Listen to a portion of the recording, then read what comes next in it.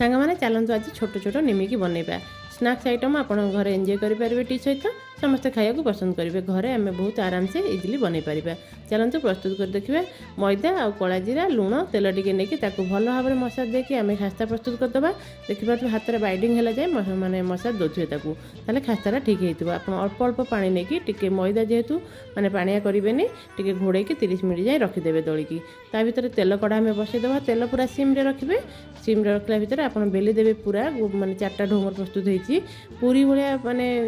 ढोटा प्रस्तुत होती से सेप्र करेंगे रुटी भाया बड़टे पूरा करदे काटिया को सुविधा हम से पतलार माने करके सेप आप हिसाब से देपारे तेल जमा हाई करेंगे खास्ता हेनी पोड़ीज